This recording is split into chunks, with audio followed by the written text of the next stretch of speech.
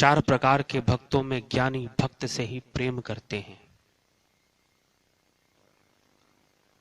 और हमने समझने का प्रयास भी किया कि ज्ञानी होने का क्या अर्थ है।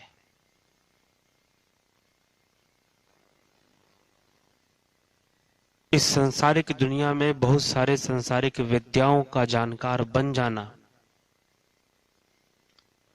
बहुत कुछ सीख लेना, या शास्त्रों का ही बहुत पठन पाठन कर लेना, ये कोई ज्ञानी होने का प्रमाण नहीं है।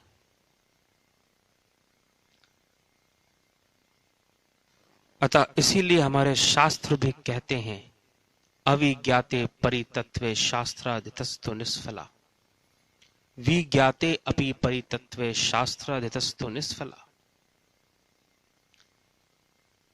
कि बिना ज्ञान के शास्त्रों का अध्ययन निष्फल ही है। क्योंकि शास्त्र जिस ज्ञान की चर्चा करते हैं, अगर वो ज्ञान हमें प्राप्त नहीं हुआ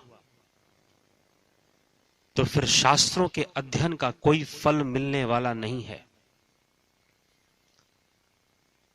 और जिसे ज्ञान हो गया वो फिर भी ईश्वर प्राप्ति हेतु शास्त्रों के अध्ययन के पीछे पड़ा रहे तो उसका भी शास्त्र अध्ययन निष्फल ही होगा।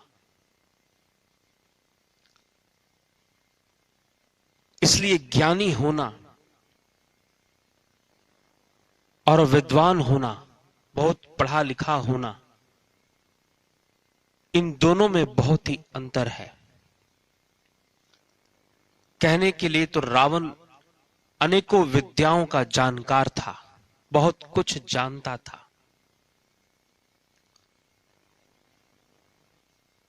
लेकिन फिर भी उसका अंत अच्छा नहीं हुआ। कबीर साहब की वाणी में आता है, 1 लख पूत 1.25 लख नाती, ता रावण घर दिया ना बाती। इतने उपाय विधानों का जानकार होने के बाद भी, इतने शास्त्रों का अध्ययन करने के बाद भी, इतनी तपस्या करने के बाद भी रावण मूर्ख ही रह गया। और ऐसा अंत हुआ, सब कुछ छिन गया। जिन वस्तुओं का वो लोभी था, लालची था, वो सब उससे छिन गया, सब कुछ नष्ट हो गया, कुछ बचा नहीं उसके पास, कुछ रहा नहीं उसके पास। इसलिए संसार में सांसारिक विद्याएं, उनको जान लेना, सीख लेना,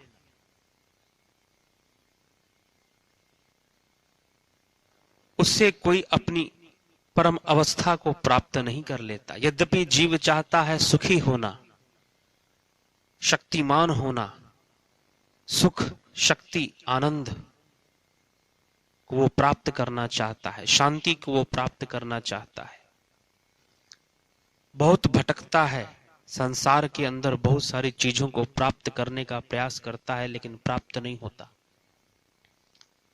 रावण के साथ भी कुछ ऐसा ही हो गया। यद्यपि ये स्पष्ट है कि पढ़ने मात्र से कल्याण संभव नहीं है, प्रेरणा मिलती है पढ़ने से, विचार मिलते हैं, सूचनाएं मिलती हैं, लेकिन यथार्थ तत्व प्राप्त नहीं होता। एक समय ईश्वर की कृपा से धर्म प्रचार के कार्य से कहीं जाना हुआ। गुजरात के अंदर एक शहर में जब हम वहां पहुंचे, एक राधा कृष्ण मंदिर में, वहां पर एक महात्मा जी चतुर्मास में वो गीता प्रवचन कर रहे थे। जिज्ञासावश हमने कुछ लोगों से पूछा कि महात्मा जी किस विषय पर प्रवचन कर रहे हैं।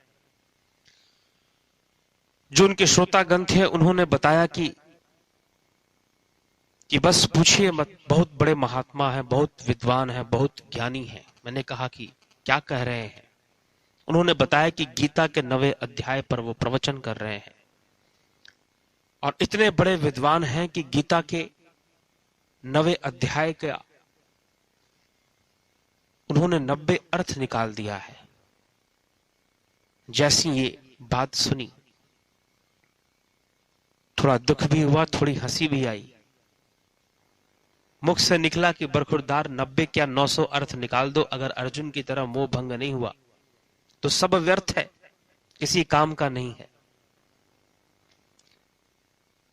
अगर हम श्रीमद् भगवद गीता को ही पढ़ें, उसी को समझने का प्रयास करें, तो आप पाएंगे कि गीता में श्रीमद् भगवद गीता के वाचक स्वयं भगवान श्री कृष्ण,